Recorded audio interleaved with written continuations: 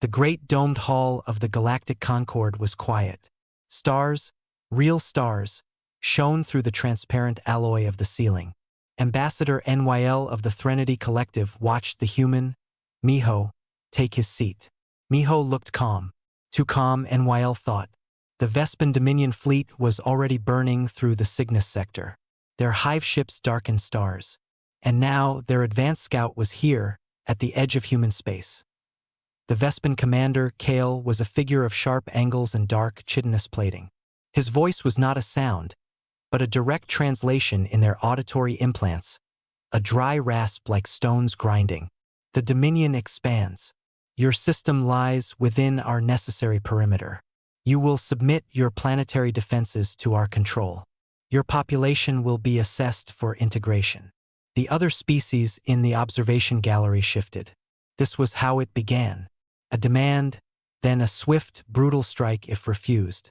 They had seen it on 5 worlds already. Miho straightened a datapad on the table before him. His movement was slow, deliberate. "Commander Kale," he began, his voice even. "Welcome. Thank you for stating your position. The United Earth Government has received your preliminary notice of intent. However, to proceed, we require clarification on several points of galactic law, specifically the Federal Conventions regarding territorial claims during active migration." A soft murmur went through the gallery. Kale's multifaceted eyes did not blink. "Clarification. Your submission is required. Law is irrelevant. Law is the foundation of civilized discourse," Miho replied, a gentle smile on his face. "Article 7, for instance, stipulates a 90 standard day mediation period for both parties to present historical claims to a system's resources. We would like to invoke that article." NYL leaned forward. Was the human mad? Or simply stupid? The Vespans did not mediate. They consumed. Kale made a low, buzzing sound. "You have 10 of your planetary rotations. Not 90. 10. Miho's smile didn't falter. 10 is insufficient for a proper review of the archaeological records from our early Martian colonies, which establish a continuous material presence exceeding the convention's threshold. We must insist on the full period. We can begin the filing process now." For a long moment, there was only the hum of the station's life support. The human was arguing paperwork with a hurricane on Earth. In a monitoring station buried under the Sobek Mountains, Jiun watched the feed. Her specialty was xenopsychology. She did not see a monster in Kale. She saw the tight, aggressive posture of a creature in profound, chronic pain. The Vespan hive mind signals, which her team had been desperately trying to decipher, were not just commands. They were layered with a dissonant, screaming harmony. A species-wide hurt. Her colleague, Day, the lead engineer for orbital defense, paced behind her. "He's buying us time. Every second Miho keeps him talking is a second I can get the orbital shield generators synced. But the public feeds. They don't understand." He was right. The galactic news networks were already running headlines. "Humanity hesitates. And the holdbacks. Diplomacy in the face of annihilation?" Back in the hall, Kale stood abruptly. "Your legalistic delays are meaningless. Your outer colonies will be assimilated within 2 rotations. Consider it the start of your mediation period." The transmission from Kale ended. Miho sat alone at the large table for a moment before gathering his datapads.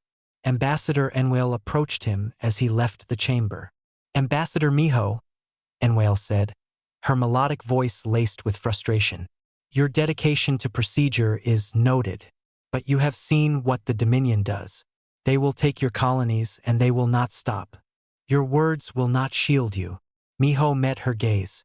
His eyes were tired, but deep, like still water. "Ambassador NYL, thank you for your concern. We are aware of their actions. But one must always offer the path of peace, clearly and consistently, until it is irrevocably closed. To do otherwise is to become like them, is it not? What will you do when they take your people on those colonies?" She pressed. "We have already done it," Miho said softly. 24 hours ago, we evacuated every human, every living being, from the mining outposts on Ceres and the Titan orbitals. The facilities remain operational and intact. They will find them empty. Enwell stared at him, her feathers flattening in surprise. A full, silent retreat. Not a shot fired. You gave up territory without a fight? We gave up rock and metal, Miho corrected gently. We kept our people. We do not measure victory in hectares of vacuum. We measure it in hearts still beating. Please excuse me. He walked away, leaving NYL stunned. The strategy was alien to her. To the galaxy, it looked like cowardice. A shameful, quiet surrender in her office on the Lunar Archive. Sujin watched the news reports with a historian's grim perspective. She recorded it all. The scornful commentary, the worried analyses, the pity. She labeled the file, the perception of restraint. She knew humanity's history.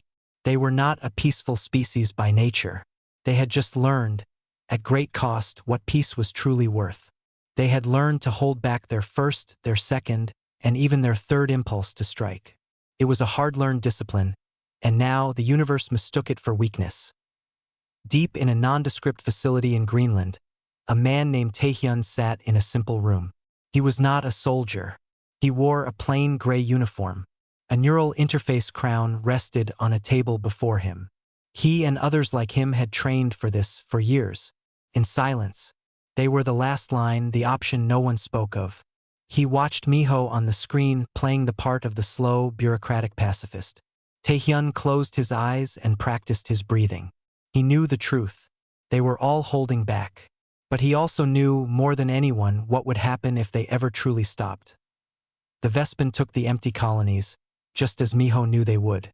The galaxy saw a predator taking easy scraps, and a prey that was too frightened to even yelp. They branded humanity with a new name, the holdbacks. The ones who delayed, who talked, who retreated. The moment was etched into galactic consciousness. The moment humanity, faced with terror, chose to hold back. The real story, the one not yet written, was why, and how much they were really holding in.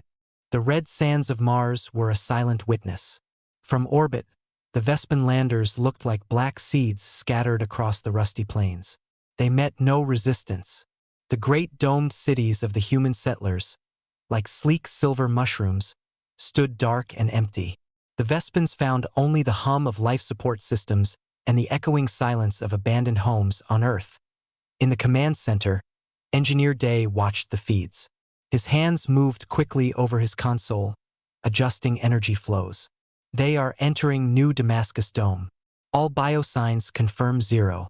Atmospheric seals are holding. Good. He spoke to himself, a habit when he was focused. The strategy was painful but clear. Every human life was precious. Every gram of material, every machine was not. He had helped design the self-sustaining systems of those domes. Now he watched another species walk through them. The galactic news showed the images. The Vespins moving with quick, insect-like precision through human playgrounds and quiet libraries. The commentary was not kind. A second bloodless surrender, one analyst said. Humanity's strategy of retreat deepens. What will be left when they finally decide to fight? A single city on Earth. Ambassador NYL watched from her ship. She felt a confusing mix of pity and frustration. The humans were acting like a prey animal that simply played dead, hoping the predator would lose interest. But the Vespins never lost interest. Commander Kale, now stationed in the main hall of New Damascus, felt only contempt. The humans had fled like ghosts. He had expected a fight, a test of his warrior's strength. This was an insult. Their passive resistance was a different kind of weapon, and it confused his hive-mind instincts.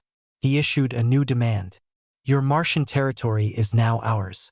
Your orbital shipyards near Jupiter are next. Withdraw your presence within 1 rotation. In the mountain bunker, Jiun was not looking at the occupation. She was listening to it. Her screens were filled with waveform analyses of Vespin hive signals. While her military counterparts tracked ship movements, she tracked emotions. Or what passed for emotions in that collective psychic noise. She had found a pattern. Beneath the aggressive commands was a constant, low-frequency signal. It was not a sound of power. It was a sound of profound distress, a deep, collective hurt. It was the hum of a broken bone that never healed, felt by an entire species at once. "It's pain," she said aloud. Day, taking a short break, walked over. "What is?" "Them," Jiyun said, pointing to the jagged lines on her screen. "Their hive mind. It's not just unity. It's a trap. They are all connected to a core trauma. I think they are aggressive because they are in constant, shared agony. Lashing out is the only reaction they know." Day rubbed his tired eyes. "That's a psychologist's problem. My problem is their plasma cannons. Feeling sorry for them won't stop those. But understanding them might." Jiyun insisted. She compiled her data into a report. It was long, technical, and filled with uncertainty. She sent it to the War Council, and a copy to Miho. Miho read it in his sparse quarters on the Concorde station. He read about the pain song, as Jiyun called it. He leaned back, looking at the image of Earth on his wall. Changed everything. And it changed nothing. The fleet was still coming. The strategy was still necessary. When Kale's next demand came, Miho again asked for clarification. He requested a joint survey of the Jupiter shipyards to discuss shared usage. He invoked obscure clauses of trade law. The galactic media groaned. More delays from the holdbacks. Kale denied the request. His swarm of ships moved towards the massive, floating factories near Jupiter. Again, Day and his teams performed a miracle of logistics. They didn't defend the shipyards. They sabotaged them, not with bombs but with clever code. As the first Vespan boarding pods attached to the giant structure, all the factory systems shut down. Manufacturing arms froze. Reactors went into safe hibernation. The yards became just cold, inert metal.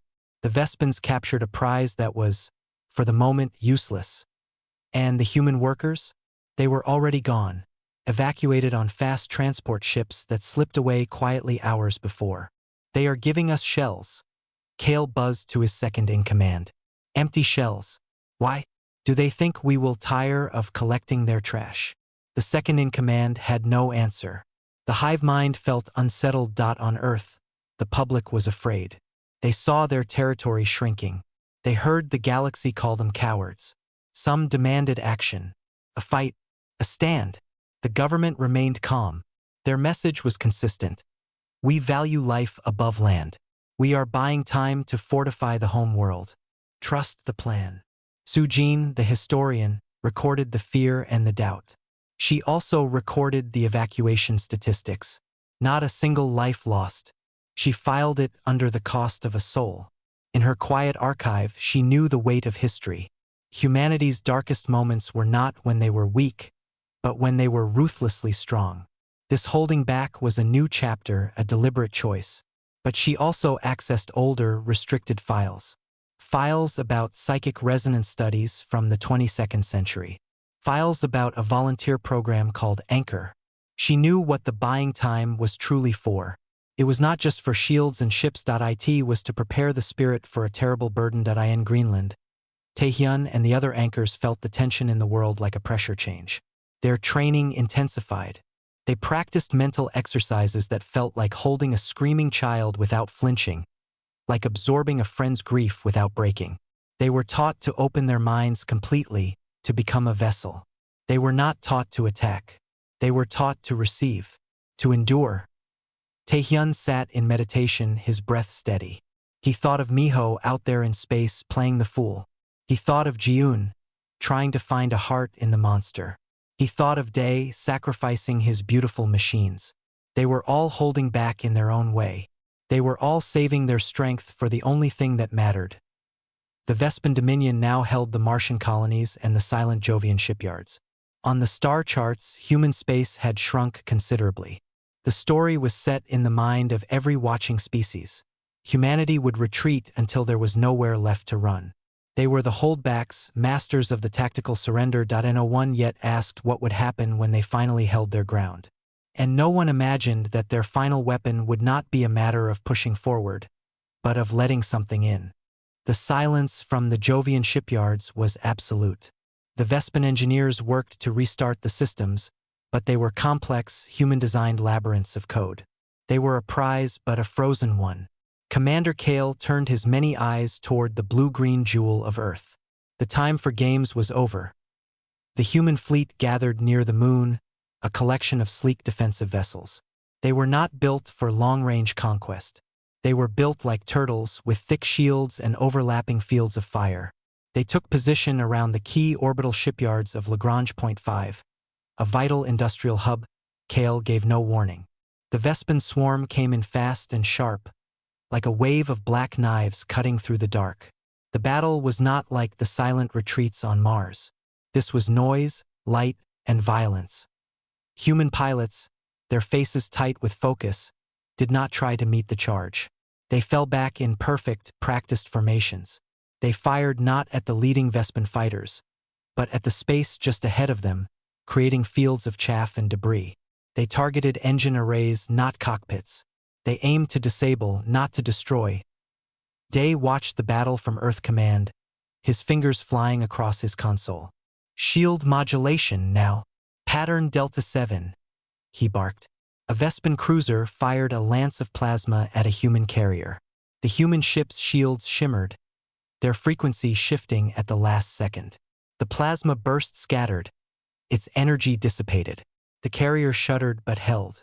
It was a brilliant piece of engineering, a dance on the edge of annihilation. "What's the cost?" asked the military commander next to him. "Shield generators are at 130% load.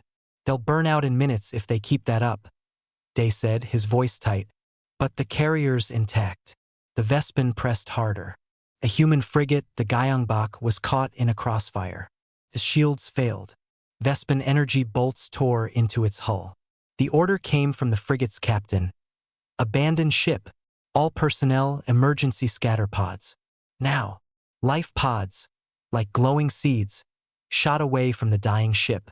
The Vespin fighters ignored them, focusing on the wreck. The Gyeongbok exploded in a silent, bright flower of light. Not one life was lost. The galactic networks captured it all. The expert commentary was cold. Another tactical withdrawal. Another ship lost. The humans sacrifice material to save personnel. It is a mathematically sound strategy, but it does not win wars. It merely delays the inevitable. Ambassador NYL watched, her heart heavy. She saw the discipline, the courage of those pilots retreating in order. But she also saw the map. The Vespin were gaining orbital space. The human fleet was being pushed, step by step, back toward Earth's atmosphere. They were like a boxer who only blocked, never threw a punch. On the Concorde station, Miho received a direct, furious signal from Kale. The Vespin commander's translated voice was sharp. "You fight a coward's war. You let your ships die politely. You insult us with your restraint. The next ship that fires to disable instead of to kill will see its escape pods targeted." Miho's face was pale but set. "Commander Kale, to target life pods is a war crime under the dash. Your laws are dust." Kale interrupted. "You have shown your truth. You are weak. You fear to cause pain. This is the greatest weakness of all." The transmission cut. Miho sat back. He opened Jiun's report on his screen. The Painsong waveform pulsed. They are aggressive because they are in constant, shared agony. He understood Kale's words now. To the Vespins, the refusal to inflict pain was not mercy. It was a fundamental failure of will. It was incomprehensible. On Earth, Jiun saw the first Vespin prisoners. A damaged fighter had been tractored into a secure hangar. The pilot, injured, was isolated. Medical teams in full containment worked to save its life. Jiun was allowed to observe. She watched the creature, its hard shell cracked. It was not snarling. It was shivering. The constant, low buzz of its hive link was reduced to a weak, distress signal. Alone, it seemed small and afraid. Her theory felt more true than ever. She sent another message to the council. They are not monsters. They are wounded. Their violence is a symptom. We must not answer symptom with symptom. The council was split. Some called her a naive idealist. Others listened. In her lunar archive, Sujin recorded the battle data. the loss of the Gyeongbok, the saved crew. She labeled it the equation of life. She then pulled the old files on the Anchor program. She read the original thesis on the weaponization of empathetic resonance. It was not about attacking. The conclusion of the century-old paper was clear. The human mind cannot forcibly impose a state upon another, but it can, with training and catastrophic risk to itself, voluntarily share a burden. It can choose to carry a portion of another's pain. She closed the file. The anchors were not a weapon. They were a sacrifice. The battle for Lagrange Point 5 ended. The human fleet, outnumbered and preserving life at all costs, withdrew deeper into Earth's defensive sphere. The Vespin took the scorched and battered shipyards. Another retreat. Another piece of home space lost. The galaxy's opinion hardened. Humanity was brave, yes, but they were losers. They were the holdbacks, who valued their own lives so much they would lose everything else. In Greenland, Taehyun felt the world's anxiety spike like a fever. The anchors were placed on high alert. Their final briefing came. A senior officer, her face grim, stood before them. "The time is near," she said. "You understand your function. You are not soldiers. You are anchors. You hold the line not by pushing, but by standing firm. When the order is given, you will open the link. You will receive the signal. You will not fight it. You will understand it. Your job is to feel what they feel, and in doing so, change the course of the river." Taehyun nodded. He thought of the Gyeongbok's crew, alive because their ship died politely. He thought of Miho buying seconds with words. He thought of Jiun, seeing the hurt inside the enemy. They were all parts of a shield. He was the last inner layer, the one that worked not by deflection, but by absorption. The Vespin fleet consolidated its position. Earth hung before them, defended but seemingly helpless. Commander Kale prepared for the final order, planetary invasion. He felt no triumph, only a lingering annoyance. The humans were a puzzle of weakness. Soon, he would break the puzzle and find nothing of value inside. On Earth, the silence was heavy. The holding back was almost over. The next move would not be a retreat. It would be a revelation. And the galaxy, watching the slow, polite defeat of humanity, was completely unprepared for what that revelation would be. The silence did not last. The Vespin fleet moved like a dark stain spreading across the stars near Earth. They did not rush. They moved with the terrible certainty of a tide. Commander Kale's flagship, a jagged mountain of black metal, took position at the head of the swarm. Below, the blue planet turned, unaware of nothing, aware of everything. In Earth Command. The air was cold and still. Screens showed the final defensive lines. Red dots surrounded the planet. Day's voice was a flat, technical report in the quiet room. Orbital shield integrity at 87%. Point defense grids are online. All civilian zones are under maximum bunker protocols. He listed numbers, percentages, probabilities of failure. He did not say what everyone knew. The numbers were not enough. Miho was back on Earth in a secure room linked to command. His work on the Concorde station was done. There were no more laws to cite, no more delays to request. The path of peace, as he had told NYL, was now irrevocably closed. He watched the main screen, his face a mask of calm over a deep well of sorrow. Jiun was there too, brought from her mountain lab. She looked at the tactical display, but she saw the waveforms from her studies. She saw the pain song pulsing behind every Vespin ship icon. "They're hurting," she whispered. But no one heard her over the low hum of machines. Kale's final message was not a demand. It was a statement. It flooded all human channels and the open channels of the Galactic Concorde. His translated voice filled the silent bunkers and the quiet ships. "Humanity, you have shown your nature. You cling to life with such fear that you have forgotten how to live. You fight without purpose.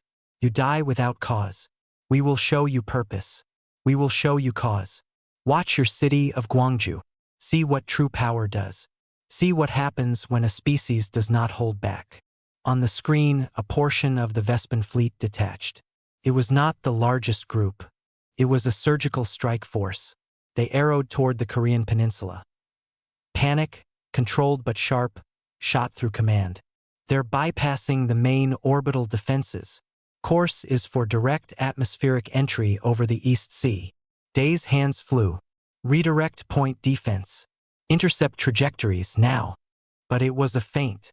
As human defenses shifted to meet the threat, the main Vespan fleet fired. Not at the ships. Not at the shields. They fired a massive, coordinated volley at a single point in the orbital defense grid. The shield generators, strained from the battle at the moon, overloaded. A section of the shimmering energy field flickered, dimmed, and failed. Like a spear through a crack, the Vespan strike force shot through the opening. Human interceptors roared up to meet them. A fierce, close-range battle exploded in the skies over the ocean. But the Vespans were too many and too focused.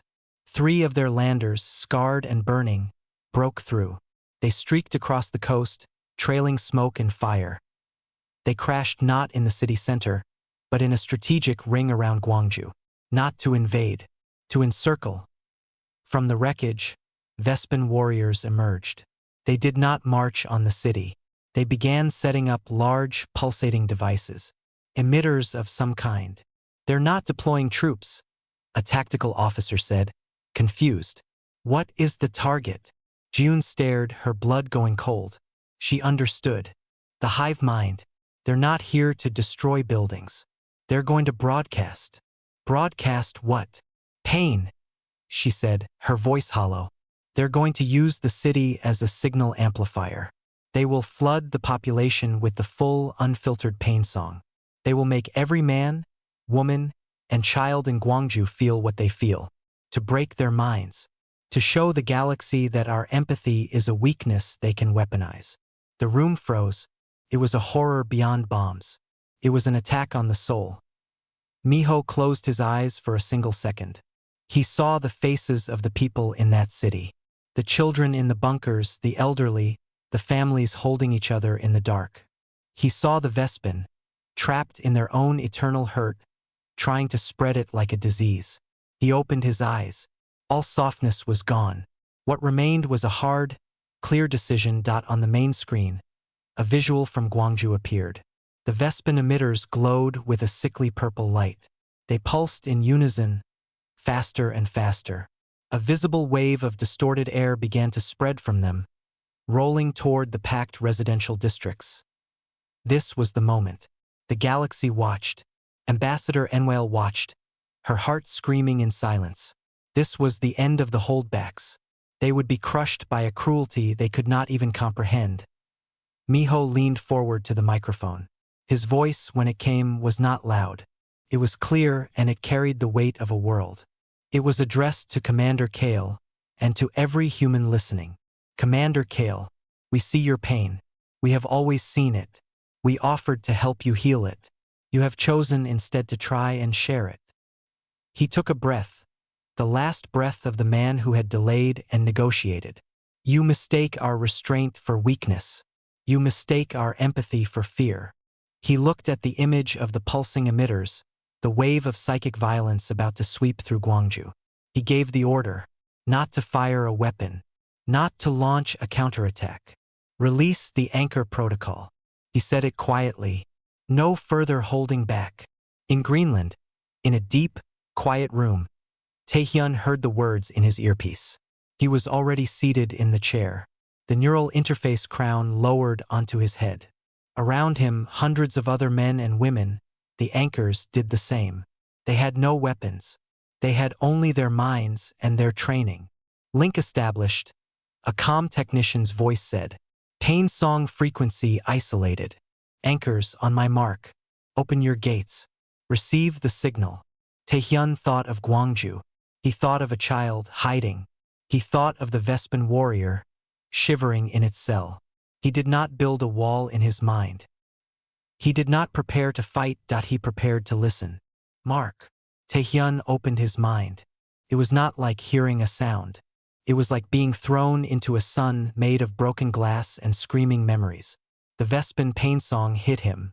It was the searing loss of a homeworld, a shared trauma from millennia past. It was the agony of a trillion connections frayed and scarred. It was loneliness so deep it was a physical ache. It was rage born from helplessness. He did not push it away. He let it in. He felt his body seize. His hands gripped the arms of the chair. A low groan escaped his lips. Across the room, other anchors gasped or cried out. They were not attacking the signal. They were accepting it. They were voluntarily taking the full, devastating weight of an entire species suffering into their own individual minds. They held it back, not from Earth, but inside themselves. In Gwangju, the visible wave of distortion reached the first housing complex. People braced for madness, for pain, for death. Nothing happened. The wave passed over them, and it was just air. The emitters pulsed, but their effect was being drawn away, siphoned off like water down a drain. A drain that led to a few hundred people in a room on the other side of the world. On the Vespan flagship, Commander Kale stared at his data screens. The psychic broadcast was active. It was at full power, but it was not registering on the human city. It was being absorbed. Something was blocking it, not by shielding, but by consumption. For the first time, a flicker of something other than contempt crossed his linked consciousness. Confusion. On the galactic feeds, the commentators were silent. They saw the emitters fire. They saw nothing. No screams. No panique. The city stood silent under the alien devices. The holdbacks had held back again. But this time they had held back the attack itself. And no one understood how. Deep in the Earth command bunker, Miho watched the silent city. He saw the anchor's vital signs on a separate screen. Heart rates spiking. Brain activity off the charts. Some were bleeding from their noses. Taehyun's face, on a private feed, was a mask of unbearable anguish. They were holding the line, not with ships or shields, with their souls. The moment stretched. The galaxy waited. The Vespans, for the first time, had failed to inflict their pain. And in that failure, in that strange, quiet resistance, a new question was born. What were these humans? A low, electronic hum was the only sound in the Greenland facility. It was the sound of life support systems working hard. The anchors did not make noise. Their struggle was silent and deep. Taehyun floated. He did not feel the chair anymore. He did not feel his own hands. He was a point of awareness in a storm of foreign memory. He saw a green sky torn by fire. He felt the ground shake as the core of a world fractured. He heard the psychic scream of a billion minds severed from each other in an instant. The great silence, the Vespan homeworld's death. It was not a historical fact to him now. It was a raw, open wound that had never healed. The hive mind had formed not from unity, but from shared trauma, a desperate clutch to avoid being alone in that terrible quiet. Every aggressive act, every conquest was a lashing out from that wounded animal. It was a scream that said, "You will feel our pain, so we are not alone in it." And Taehyun, and every anchor was answering that scream, not with a scream of their own, with a whisper, "We feel it. You are not alone." In his mind, he did not fight the pain. He observed it. He let it wash through him.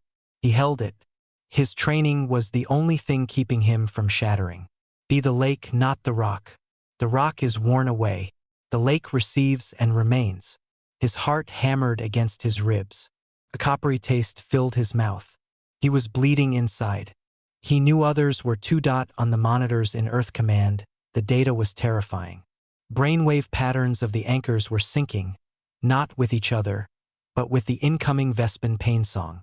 They were matching its frequency, becoming perfect receivers. Their stress hormones were at lethal levels. Vital signs flashed warning red. "They can't hold this for more than a few minutes," a medical officer said, her voice shaking. "Their bodies will give out. This is a controlled suicide." Miho watched the feed from Gwangju. The city was still quiet. The purple glow from the Vespan emitters was beginning to flicker, unstable. The anchors were not just blocking the signal. They were draining it. Jiun understood first. Her eyes were wide with horror and awe. They're not just soaking it up. They're understanding it completely. They are feeling exactly what the Vespans feel. They are sharing the burden. Commander Kale, aboard his flagship, felt the disruption like a sudden, hollow silence in the hive. The psychic broadcast was active, but its energy was being pulled away, disappearing into a void. It was being accepted. This was impossible. Resistance was expected. Counterattack was expected. This consumption was not. He focused the hive mind, pushing more power into the broadcast, aiming to overwhelm whatever human trick this was. He sent not just the base pain, but the rage that came with it, the contempt for the weak humans who dared to interfere. In Greenland, the storm worsened. Taehyun gasped. A new wave hit. This was the rage. The bitter, galaxy-spanning scorn for all that was soft and separate. It was the fury of a species that believed feeling pain was a flaw, and that humanity's empathy was the greatest flaw of all. It was an acid that wanted to burn away everything different. Taehyun felt his own anger rise in response. A human anger. The desire to push back, to hate this thing hurting him.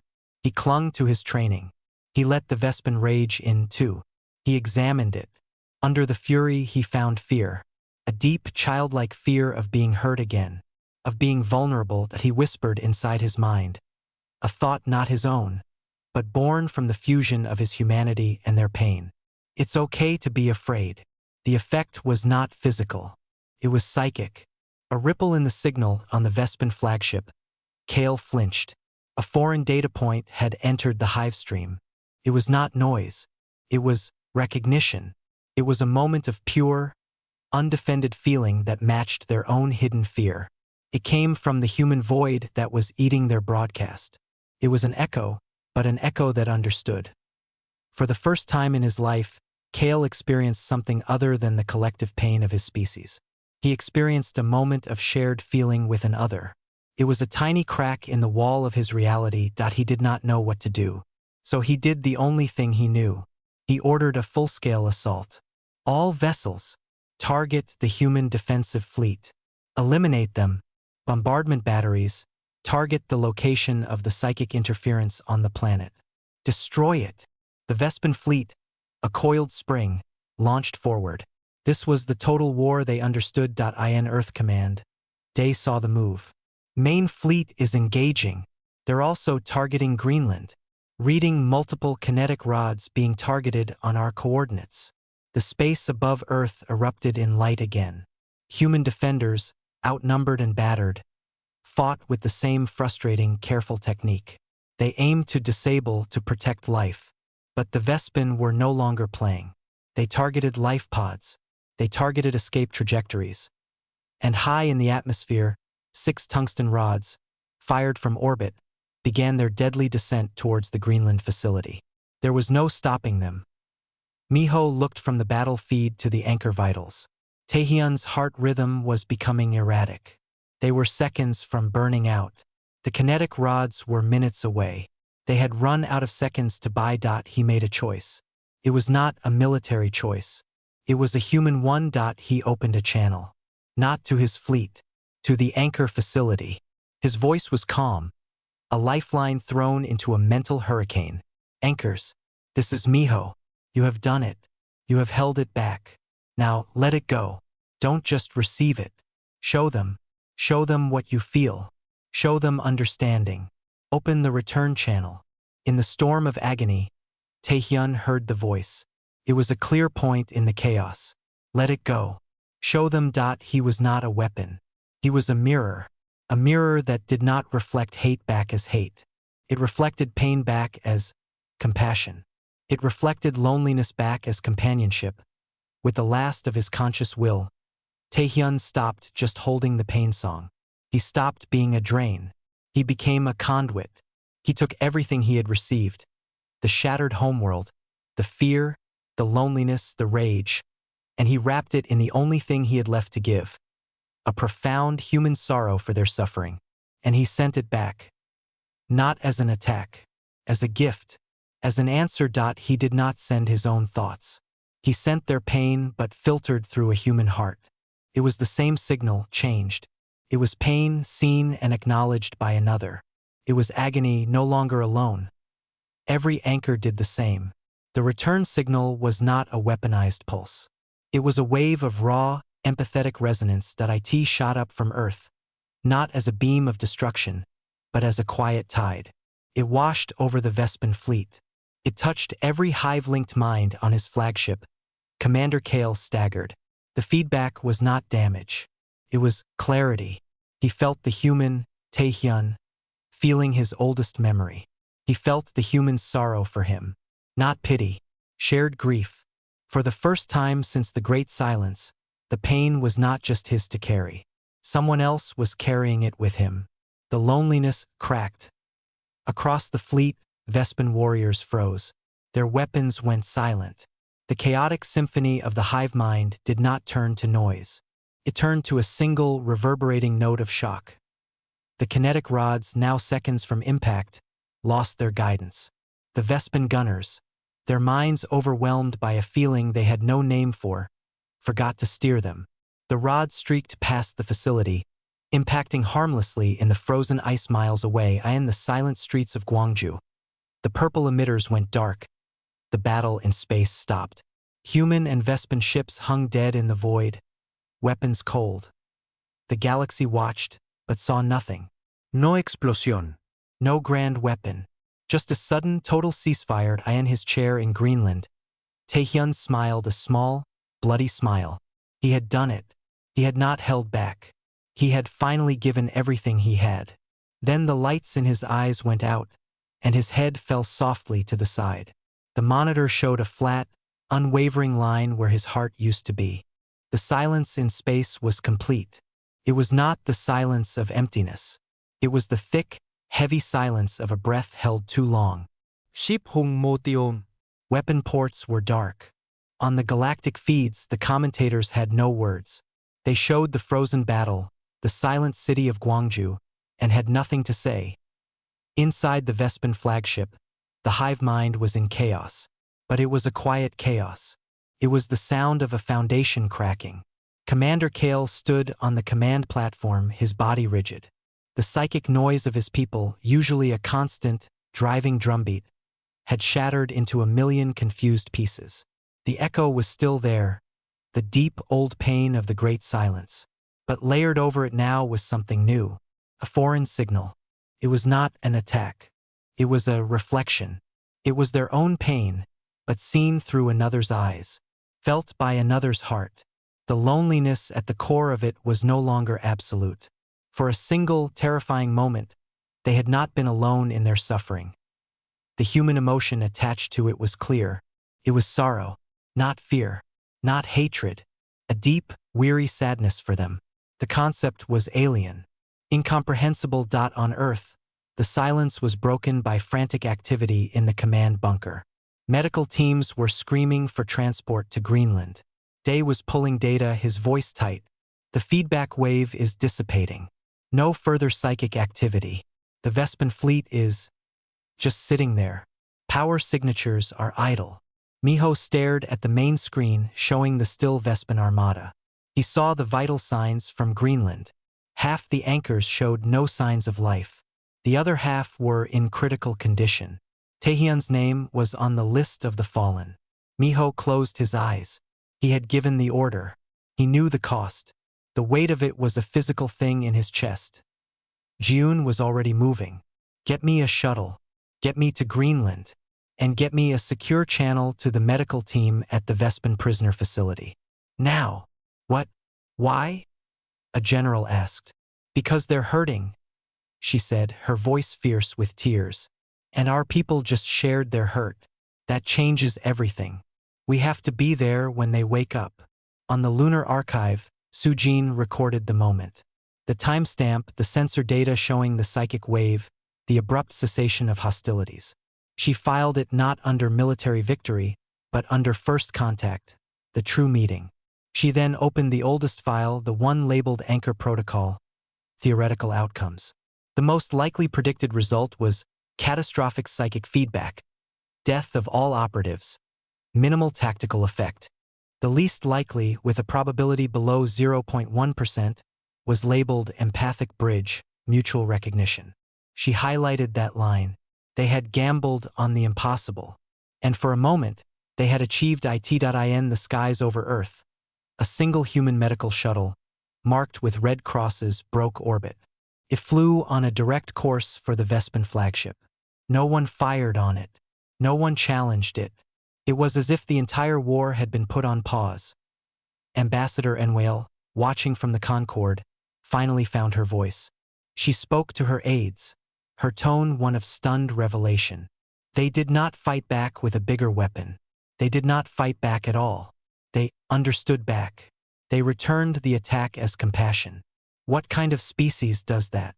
Inside the Greenland facility, the air was cold and smelled of ozone and blood. Medics moved between the anchor chairs, their faces grim. Taehyun was covered with a sheet. Around him, other anchors were being gently lifted onto gurneys.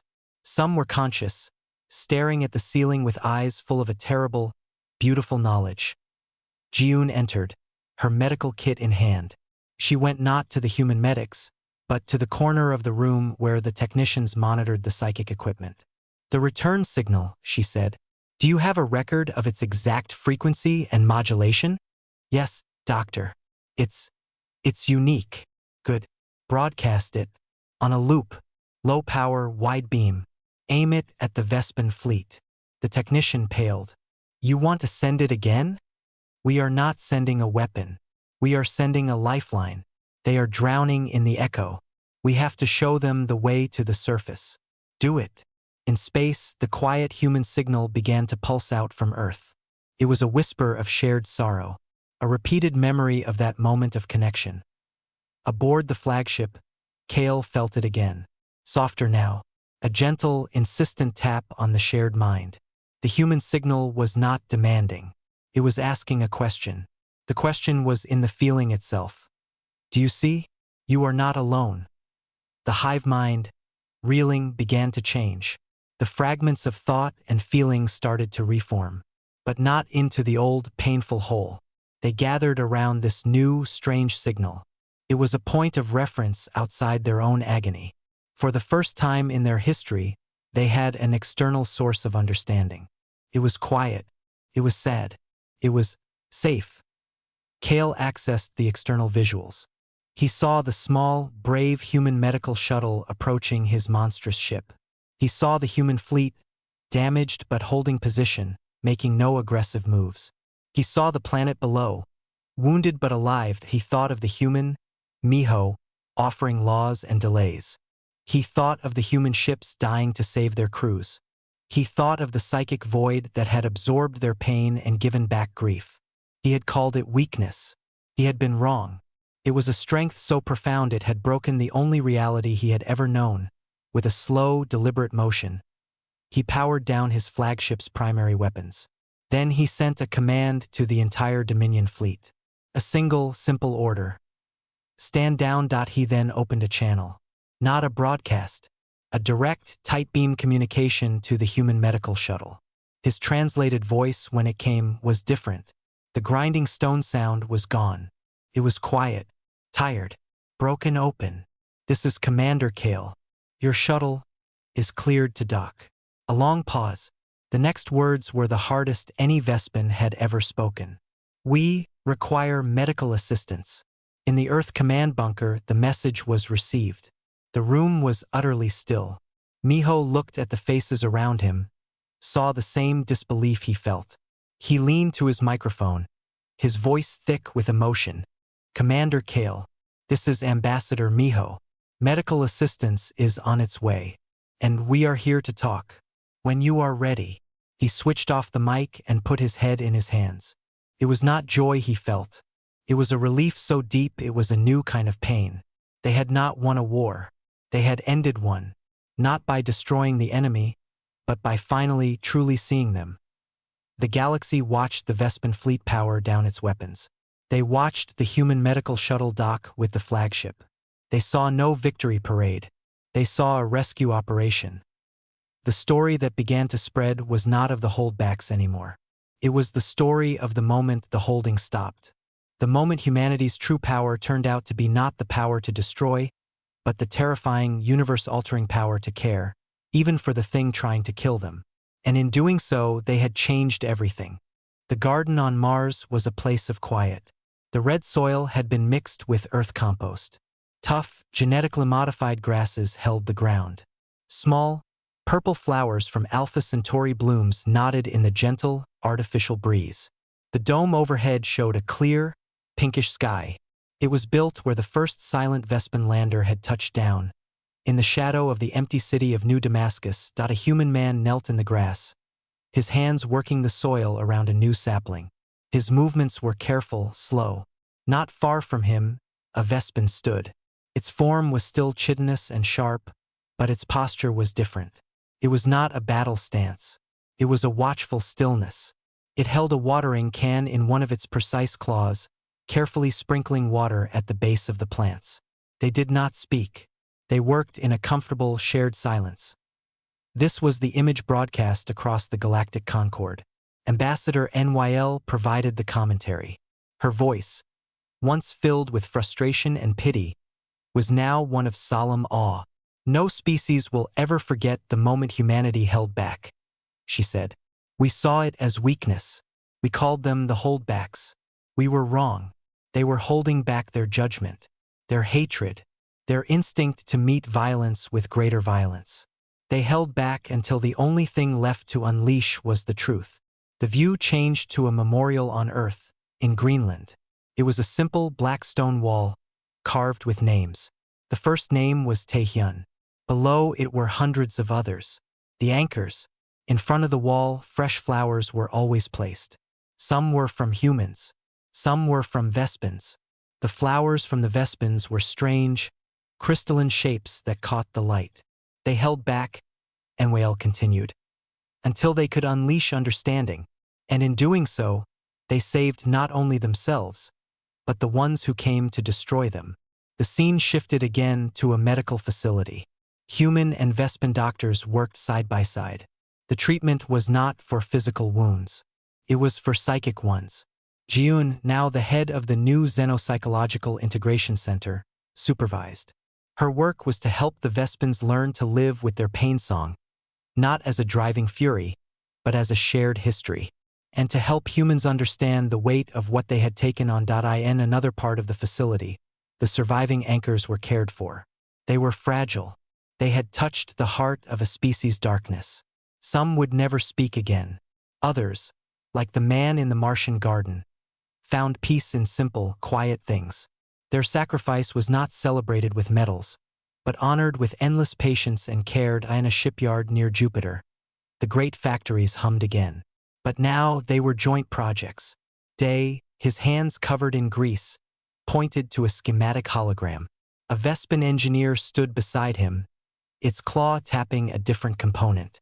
They were designing a new kind of ship, not a warship, a deep space exploration vessel with hybrid human Vespan systems. It was slow work. They argued about energy efficiency and shield harmonics. But the arguments were about engineering, not survival. The view returned to the garden on Mars. The human Miho now walked along the path. He was older. His hair had more gray. He moved with a calm slowness. He stopped beside the man tending the sapling. He put a hand on his shoulder. The man, a former anchor named Juan, looked up and smiled a small, quiet smile. Miho nodded and walked on. He approached the Vespan, turned its head toward him. They did not have faces humans could read, but the angle of its body was one of attention. "Commander Kale," Miho said, "the new soil mixture seems to be working." Kale made a soft click, which Miho's translator earpiece rendered as, "The growth is acceptable. The silence here is not empty." It was the closest a Vespan could get to saying peaceful. They stood together, looking at the green life pushing through the red dust of a once contested world. "This was where it began," Miho said softly. "Our retreat. It was where we saw your first mystery," Kale replied. "Your empty shells. We thought they were a trap. They were a lesson we were too blind to learn. We all see more clearly now," Miho said.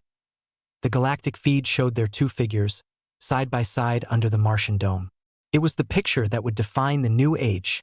NYL's voice returned, final and clear.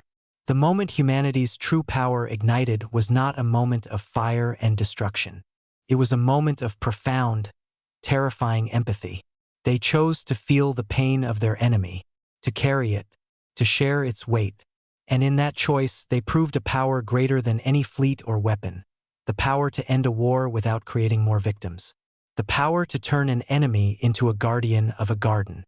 In their holding back, they showed us the true meaning of strength. And no species, from this day forward, will ever forget it. The feed faded, leaving the silent image of the garden. The story of the holdbacks was over. A new story had begun. It was a story not of conquest, but of cultivation. It was harder. It was slower. It asked for endless patience and constant care. But in the quiet of that Martian garden, with a human and a Vespin tending new life from old battlefields, it was a story with roots. And for the first time in a long, long time for both species, the future did not hurt.